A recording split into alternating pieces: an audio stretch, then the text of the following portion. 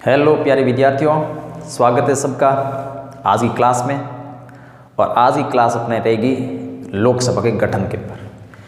पिछली जो क्लास थी उसमें राज्यसभा के गठन के बारे में अपने चर्चा की थी।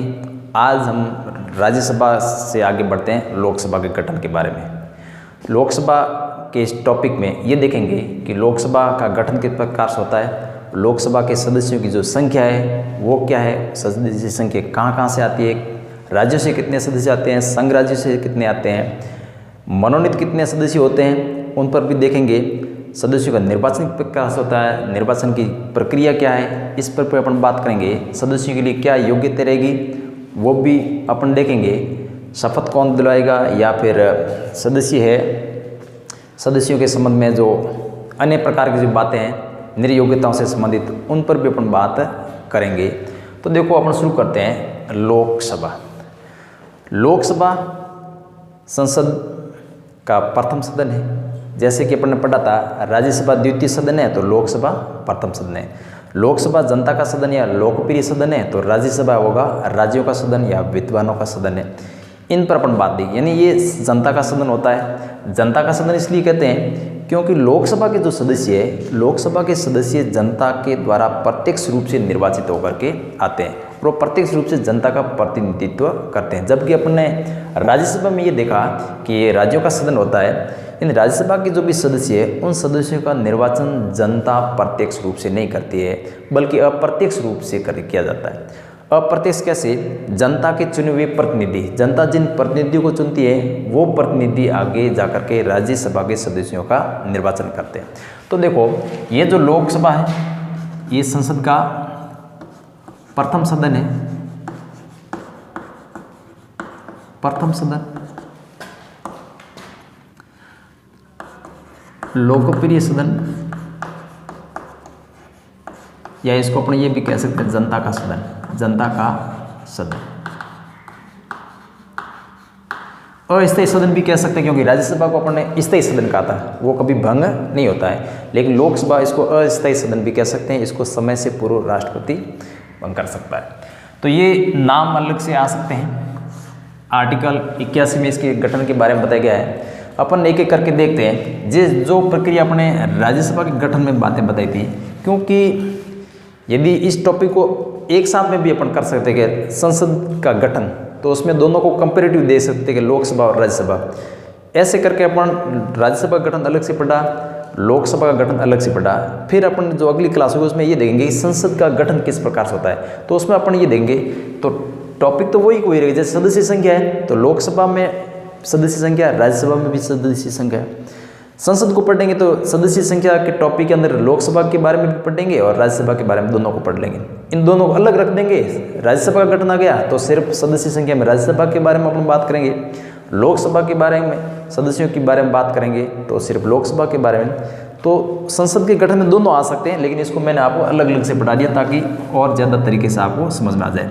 तो मेन बात तो वही रहेगी, सदस्य संख्या, सदस्य संख्या, अधिकतम और वर्तमान। अधिकतम सदस्य संख्या वही बातें आ रही है, डाटे चेंज हो जाएंगे, अधिकतम और वर्तमान। अधिकतम सदस्य संख्या हो सकते हैं 552 और ये जो 552 सदस्य है 530, 20 और 2, इस प्रकार इसका डिवाइडेशन किया हुआ है। ये 552 समझ चुके होंगे। राज्यसभा को आपने पढ़ा ही था, वही की वही पद्धतियाँ अपनाई जा रही पढ़ाने में, राज्यों से, संघ राज्यों से और मनोनीत। 530 राज्यों से आएंगे, 20 संघ राज्य क्षेत्रों से आएंगे, 2 को राज्यसभा में मनोनीत किया जाएगा। यहाँ थोड़ा ये हो जाएगा, वहाँ मनोनीत था वो 12 थे, साहित्य, विज्ञान, कला, समाज सेवा से संबंधित। यहाँ जो प्रावधान किया गया था वो एंग्लो इंडियन समुदाय के संबंध में, क्योंकि अभी ये प्रावधान खत्म कर दिया गया है, उसको अपन आगे देखेंगे। फिलहाल अपन शुरुआत से करते हैं, पहले क्या था फिर वर्तमान में क्या कंडीशन है। वर्तमान वाली बात देखते हैं। वर्तमान में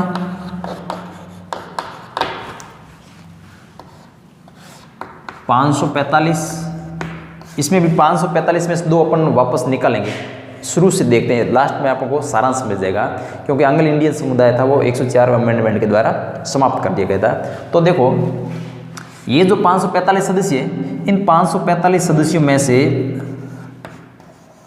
530, 13 और 2 ये समीकरण है। 530 सदस्य राज्यों से, 13 सदस्य संघ राज्य क्षेत्र और 2 सदस्य मनोनीत। देखो ये बात होगी। अब अपन देखते हैं कि वर्तमान में स्थिति कैसे है। अपने राज्यसभा में भी इसके बारे में देखा था कि जम्मू कश्मीर पुनर्गठन अधिनियम, जम्मू कश्मीर जो राज्य था उस जम्मू कश्मीर राज्य को जम्मू कश्मीर और लद्दाख 2 संघ राज्य क्षेत्रों में बांट दिया गया। अब देखो, क्योंकि जब जम्मू कश्मीर प्रॉपर राज्य था तो उस समय लोकसभा की जो सीटें, राज्यसभा की जो सीटें थी वो राज्य के दृष्टिकोण से देखी जा रही थी। राज्यसभा में 4 और लोकसभा में 6। तो अब क्या किया गया, ये जो 533 सदस्य, ये अपन 30 सदस्य इसकी बात कर रहे हैं जम्मू कश्मीर पुनर्गठन के पहले की बात है। अब जम्मू कश्मीर पुनर्गठन के बाद की बात करें तो यहाँ जो ये जो राज्य है उसमें जम्मू कश्मीर राज्य नहीं रहेगा, क्योंकि वो संघ राज्य क्षेत्र में शामिल हो गया। अब चूंकि यहाँ जम्मू कश्मीर में लोकसभा के सदस्यों की जो सीटें थी वो 6 निर्धारित थी, तो जम्मू कश्मीर पुनर्गठन अधिनियम में क्या किया गया, ये जो जम्मू कश्मीर राज्य था, इसको मैं यहाँ रफ लिख देता हूँ, ये जम्मू कश्मीर जो राज्य था इसमें जो 6 लोकसभा की सीटें थी, इसको क्या किया, जम्मू कश्मीर को एक तो जम्मू कश्मीर और दूसरा क्या बना दिया, लद्दाख। तो 5 लोकसभा की सीटें दे दी जम्मू कश्मीर संघ राज्य क्षेत्र को, 1 सीट दे दी किसको, लद्दाख को। तो देखो अब ये 6 इसमें से माइनस कर लेंगे जम्मू कश्मीर के बाद, पुनर्गठन अधिनियम के बाद 6 माइनस कर लो तो यहाँ राज्यों से कितने हो जाएंगे, 526।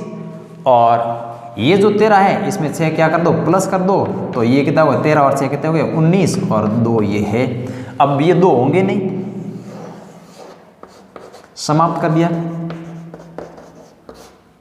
ये जो है इसको समाप्त कर दिया, आंग्ल भारतीय।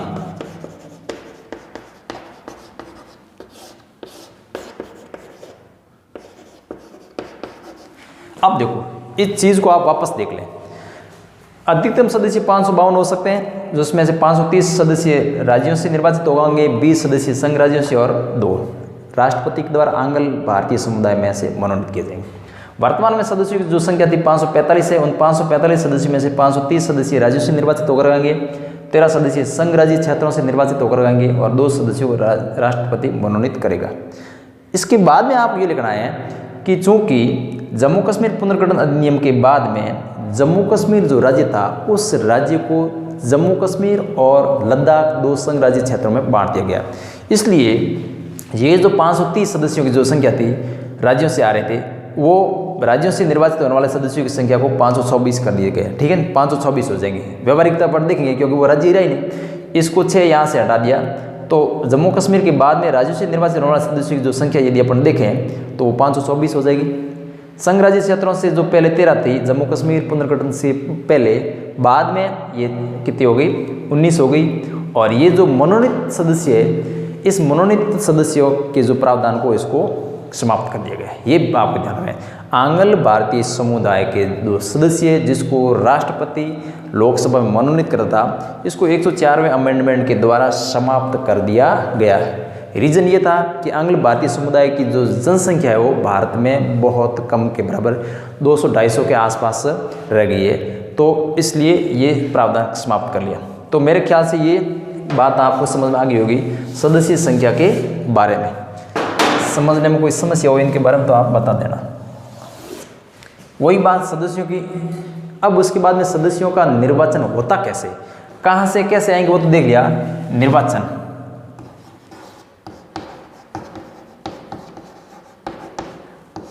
सीधी बात है, सदस्यों का निर्वाचन कैसे होगा, प्रत्यक्ष निर्वाचन। प्रत्यक्ष निर्वाचन। यहाँ ये एक बात और रहेगी अपने आंग्ल दिमाग में आ रहा होगा कि आंग्ल भारतीय समुदाय था क्या।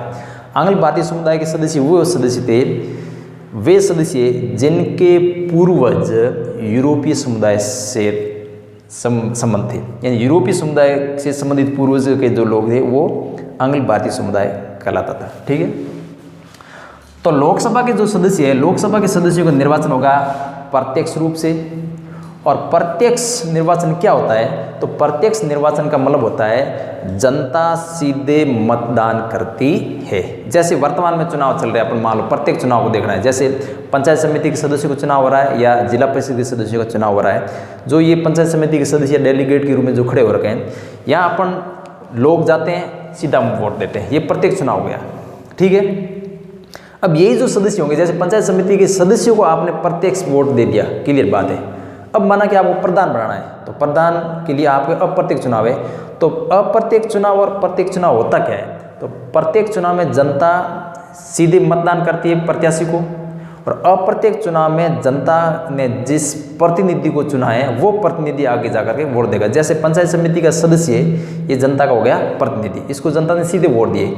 अब यदि प्रधान को चुनना है तो प्रधान में सीधा जनता मतदान नहीं करेगी, पंचायत समिति के जो भी सदस्य है वो सदस्य आगे जाकर के प्रधान को वोट करते हैं। तो ये अप्रत्यक्ष हो गया है। तो मेरे ख्याल से बिल्कुल साधारण सा उदाहरण है, इसके माध्यम से आप समझ गए होंगे कि प्रत्यक्ष क्या होता है, अप्रत्यक्ष क्या होता है।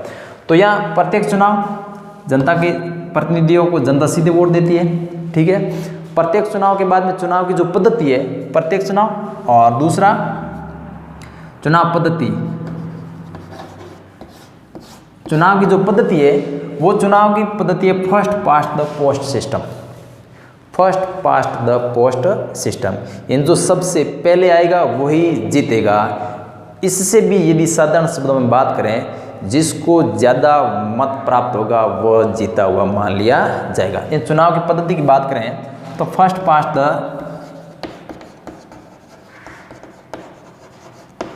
द पोस्ट सिस्टम, ठीक है। या इसको और करें, जो सबसे आगे, अलग अलग नाम है, ये भी नाम हो सकता है, जो सबसे आगे वही जीत प्रणाली, वही जीत प्रणाली। और भी यदि आप ज़्यादा आलसी हैं तो ये पद्धति ये हो, ये सेम नाम है, बिल्कुल याद करने लायक, अग्रता ही विजेता, अग्रता ही विजेता। ये अलग अलग नाम है, पद्धति सेम है, फर्स्ट पास्ट द पोस्ट प्रणाली, या हिंदी में कहो तो जो सबसे आगे वही जीत प्रणाली, या फिर इसको कहेंगे अग्रता ही विजेता प्रणाली। इसके माध्यम से तो राज्यसभा का सदस्य थे उनके लिए जो प्रणाली थी वो एकल संगठन में आनुपातिक मत प्रणाली थी। लोकसभा के जो सदस्य है उनकी चुनाव प्रणाली है वो जो सबसे आगे वही जीत प्रणाली, ठीक है। फर्स्ट पास्ट द पोस्ट प्रणाली अंग्रेजी में है, प्रत्यक्ष हो रहा था, राज्यसभा का अप्रत्यक्ष हो रहा है। तो ये प्रणाली याद हो गई। और इसमें सीधी सी बात, इसको अलग से बहुत सरल प्रणाली है।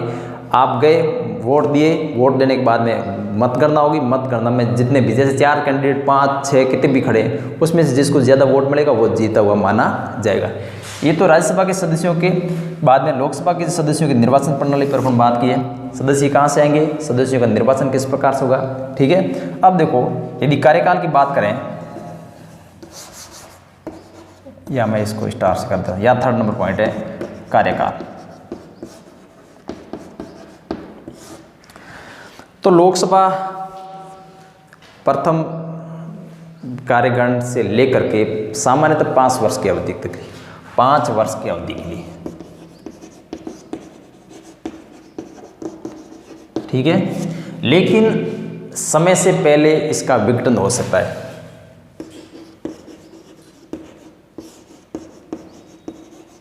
समय से पहले विघटित हो सकती है। राष्ट्रपति को अधिकार वो समय से पहले उसको क्या कर सकते, विघटित कर सकता है। और राष्ट्रपति ये प्रधानमंत्री की सलाह के अनुसार काम करेगा। तो ये सामान्यतः पर इसके जो भी सदस्य होंगे ये 5 वर्ष के लिए होंगे। लेकिन ये लोकसभा है, उस लोकसभा को समय से पहले विघटित किया जा सकता है, ये अधिकार राष्ट्रपति को है। तो ये कार्यकाल के बाद में बात होगी। अब देखो आगे अपन और जाते हैं, जो जो बातें पीछे बच रही है, योग्यताएं और निर्योग्यताएं।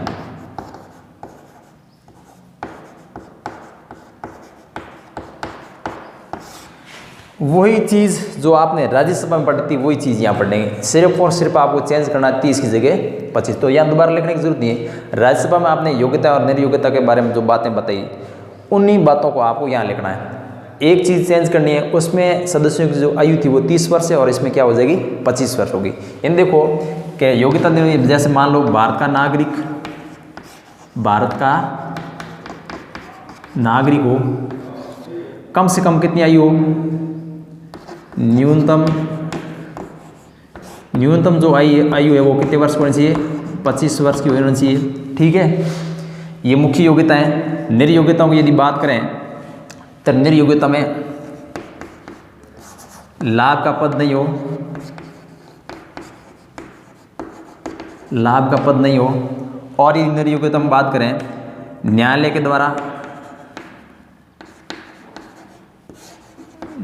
द्वारा पागल या दिवालिया घोषित नहीं किया गया हो, पागल या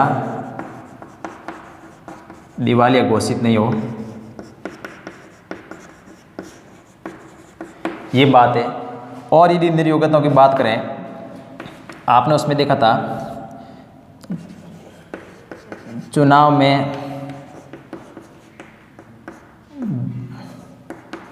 भ्रष्टाचार या अन्य मामलों में सजा नहीं हो, किसी अपराध के लिए 2 वर्ष या उससे अधिक कारावास हो, ये बात है।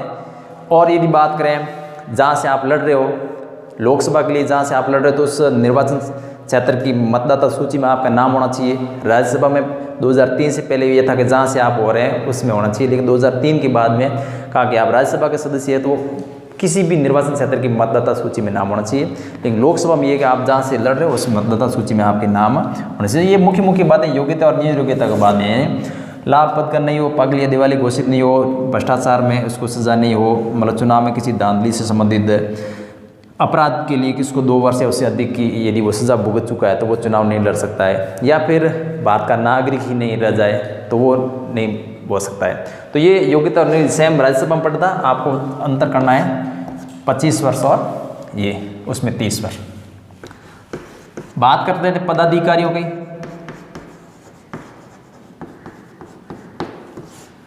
राज्यसभा में जब हम बात कर रहे थे पदाधिकारी तो सभापति और उपसभापति, तो वही बात यहाँ लागू होगी। राज्यसभा के लिए सभापति शब्द और उपसभापति शब्द का प्रयोग किया गया है। यहाँ लोकसभा के लिए एक अध्यक्ष होता है और एक उपाध्यक्ष होता है। इस चीज़ को अपन देखते हैं कि लोकसभा का एक तो होता है अध्यक्ष, इन पदाधिकारियों में बात करेंगे, अध्यक्ष एक होता है उपाध्यक्ष, और एक चीज़ और आएगी उसको कहेंगे अस्थायी अध्यक्ष या प्रोटेम स्पीकर। प्रोटेम स्पीकर, इन तीनों को अपन देखते हैं, अध्यक्ष, उपाध्यक्ष और प्रोटेम स्पीकर। तो क्या होता है कि लोकसभा जब चुन करके आती है तो सबसे पहले राष्ट्रपति क्या करता है, एक प्रोटेम स्पीकर की नियुक्ति करता है, और वो प्रोटेम स्पीकर है, उस प्रोटेम स्पीकर को राष्ट्रपति शपथ दिला देता है, और उसके बाद में वो प्रोटेम स्पीकर होता है वो लोकसभा के अन्य सदस्यों को शपथ दिलवाता है। और उस क्योंकि जब आप देखेंगे कि शपथ के बारे में या शपथ वाला जो टॉपिक देखेंगे तो संसद के सदस्यों को जो शपथ है वो राष्ट्रपति या उसके द्वारा नियुक्ति व्यक्ति करता है। तो लोकसभा के संबंध में राष्ट्रपति क्या करता है, एक प्रोटेम स्पीकर नियुक्त कर देता है, प्रोटेम स्पीकर को शपथ राष्ट्रपति ने दिलवा दी। अब वो प्रोटेम स्पीकर होगा वो लोकसभा के अन्य सदस्यों को शपथ दिलवा देगा, और दूसरा लोकसभा के स्थायी अध्यक्ष का निर्वाचन करेगा। उसके 2 ही काम होंगे, लोकसभा के सदस्यों को शपथ दिलवानी और उसके बाद में स्थायी अध्यक्ष का निर्वाचन करवाना। तो ये देखो प्रोटेम स्पीकर के बारे में बात होगी, अध्यक्ष और उपाध्यक्ष। तो इन अध्यक्ष और उपाध्यक्ष को लोकसभा के सदस्य अपने में से, ऐसा नहीं हो कि आपने वहाँ पढ़ा कि राज्यसभा भारत का उपराष्ट्रपति होगा वो राज्यसभा का पदेन सभापति होगा, तो यहाँ दिमाग में ऐसा नहीं होना चाहिए कि भारत का जो राष्ट्रपति होगा वो अध्यक्ष होगा, ऐसा नहीं है। यहाँ लोकसभा के अध्यक्ष और उपाध्यक्ष दोनों का जो चुनाव होता है वो लोकसभा के सदस्य अपने में से करते हैं, अपने में से करते हैं। तो लोकसभा के सदस्य अपने में से एक अध्यक्ष और एक उपाध्यक्ष का निर्वाचन करते हैं, और अध्यक्ष और उपाध्यक्ष इन दोनों को हटाने का काम भी ये करते हैं। हटाते समय इनको 14 दिन पूर्व इसको सूचना देनी पड़ती है कि हम आपके विरुद्ध उसको हटा रहे हैं। तो ये अध्यक्ष उपाध्यक्ष करते हैं, हटा भी ये सदस्य सकते हैं। दूसरी बात, अब देखो ये जो अध्यक्ष है अध्यक्षता करता है। जब अध्यक्ष अनुपस्थित रहता है तो उसकी जगह अध्यक्षता कौन करेगा? उपाध्यक्ष। अध्यक्ष भी अनुपस्थित, उपाध्यक्ष भी अनुपस्थित, तो फिर अध्यक्षता कौन करेगा? तो लोकसभा के सभापतियों का एक पैनल होता है 10 सभापतियों का, ठीक है, दोनों की अनुपस्थिति में, ठीक है, दोनों की अनुपस्थिति में, दोनों की अनुपस्थिति मतलब लोक अध्यक्ष और उपाध्यक्ष दोनों की अनुपस्थिति में क्या होता है? सभापतियों का पैनल, सभापतियों का पैनल होगा 10 जनों का। राज्यसभा में पड़ता है, राज्यसभा में उपसभापतियों का पैनल होता है और यहाँ लोकसभा में सभापतियों का पैनल होता है, ठीक है, ये आपको ध्यान रखना है। तो लोकसभा का अध्यक्ष लोकसभा की अध्यक्षता करता है, अध्यक्ष की अनुपस्थिति में उपाध्यक्ष करता है, दोनों यदि अनुपस्थित है तो लोकसभा के सभापतियों का पैनल होता है, इन पैनल के सदस्य में से कोई सदस्य करेगा। ये भी इनमें से भी कोई अनुपस्थित हो तो उस समय लोकसभा में उपस्थित सदस्यों में से जो भी जिसको अध्यक्ष बनाया जाएगा वो सभापतित्व करेगा, ठीक है। तो ये बात होगी अध्यक्ष और उपाध्यक्ष। लोकसभा का अध्यक्ष वो जब वो आसन पर होता है तो वो मतदान में भाग नहीं लेता है, लेकिन निर्णायक मतदान कर सकता है, यानी पक्ष और विपक्ष दोनों में बराबर मत होने पर वो मतदान का प्रयोग करता है, अन्य कंडीशन में वो मतदान का प्रयोग नहीं करता है। या फिर उसको हटाने के संबंध में कोई प्रस्ताव हो रहा है तो उसमें वो पीठासीन नहीं होगा, अपना पक्ष रख सकता है लेकिन पीठासीन नहीं होगा। तो ये बात होगी। लोकसभा के अध्यक्ष के बारे में अलग से शक्तियों को अपन पढ़ेंगे। तो ये हो गया पदाधिकारी, ठीक है। तो मेरे ख्याल से मुख्य बातें होगी है। अब शपथ की बात जो वैसे वो सेम ही आएगा राज्यसभा वाला शपथ, तो उसमें अपन पढ़ लिया था संसद के सदस्यों को शपथ है वो राष्ट्रपति या उसके द्वारा नियुक्त व्यक्ति, राष्ट्रपति